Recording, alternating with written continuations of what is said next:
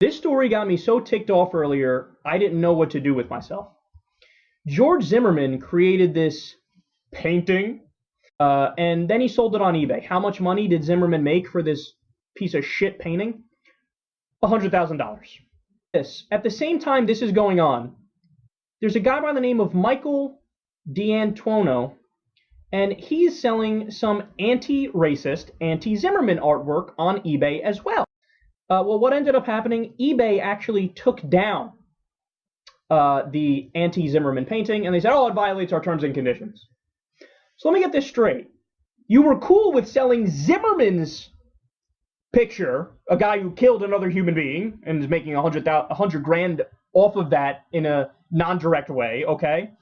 You're okay with selling that, but the guy who's doing an anti-racist, anti-Zimmerman painting, we can't allow that. No, it's politically incorrect, and there's a picture of a Confederate flag, so it makes us feel uncomfortable.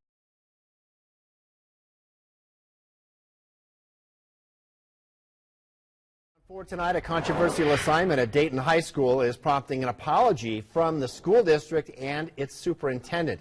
News 4's Terry Henry joins us now with more on this tonight. And Terry, parents were upset after seeing this image that was used in a writing assignment.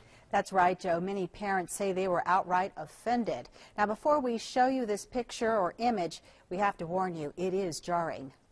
The image is actually a painting entitled A Tale of Two Hoodies. The artist is Michael D'Antuono. It was one of the most controversial in the world. The image definitely evoked strong emotion. I think that's kind of offensive, and it puts the wrong light on, the subject of what it's about. Debbie Bergstrom and Wynn Ramsey say parents were right to complain. I would be down at school in a minute talking to the teacher. Oh, I would have been, one of the first ones that had gone to the school and complained about it, absolutely. Lyon County School Superintendent Wayne Workman says he learned of the controversial assignment this morning. It was actually part of a final examination. I believe it was meant to be a prompt for a writing assignment in a social studies class. Workman describes the incident as a personnel issue and would not offer any specifics, but is offering parents an apology. The first thing that we would want to say to the parents is that we hope that they would accept our sincerest apology for the offensive nature of the picture. Workman says many view the image as offensive and insulting to law enforcement. Bergstrom agrees. KKK with a gun in their hand shooting a kid with Skittles is not a good impression to give a child, I don't think so. Workman says he thinks the teacher was trying to provoke students in providing an argument for one side or another of a controversial subject.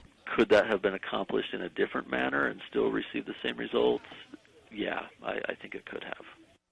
Now, Workman says the incident is still under investigation because it's a personnel issue. He really won't say much else about the teacher or what happens next. He describes this as an anomaly. However, without giving any specifics, he says the district is now working to ensure something like this never happens again. Shelby?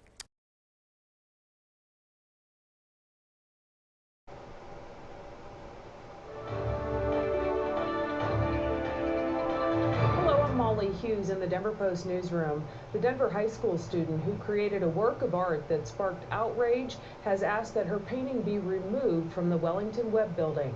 The controversial painting shows a police officer wearing a Ku Klux Klan hood while pointing a gun at a minority child. The 10th grader created the piece for a class project which instructed the students to choose a master work of art, research it, then portray it in modern times. The painting sparked outrage among Denver police and others for the way it portrays police. The student and her parents were set to meet with Police Chief Robert White and Mayor Michael Hancock, but that meeting was postponed due to the blizzard. After learning about the reaction to her work, the student asked that it be taken down. She based her work off of Francisco Goya's painting titled The 3rd of May, 1808, and Michael D'Antonio's A Tale of Two Hoodies. It was put on display as part of a public art show at the Webb building.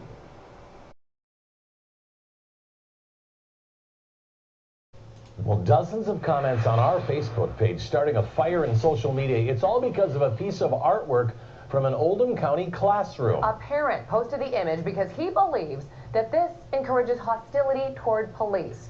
Wave 2 News reporter Connie Leonard joining us with this story, and he wants this taken down, Connie.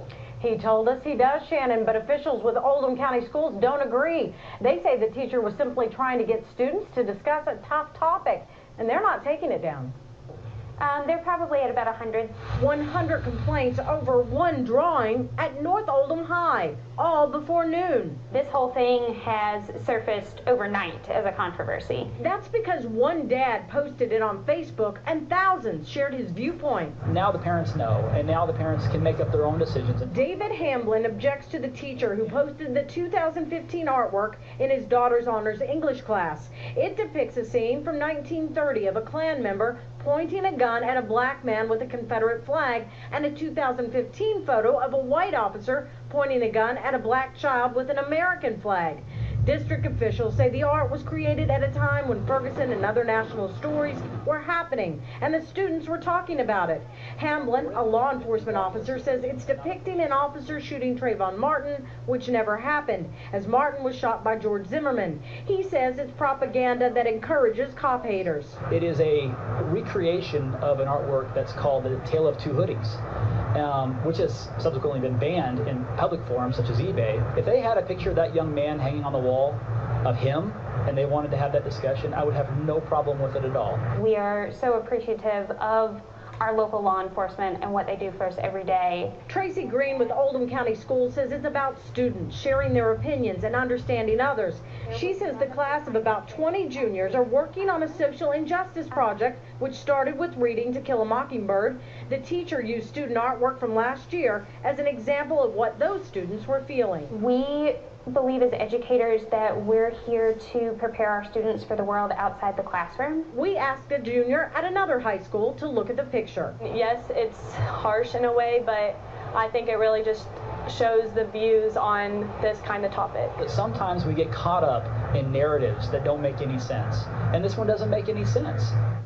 District officials aren't releasing the teacher's name. As for the picture, they say if the teacher feels it's causing a disruption in the classroom, she can take it down. Otherwise, it will likely be up for another week until the topic is over. They say the First Amendment does not come into play because it wasn't done by a current student. Connie Leonard, Wave 3 News.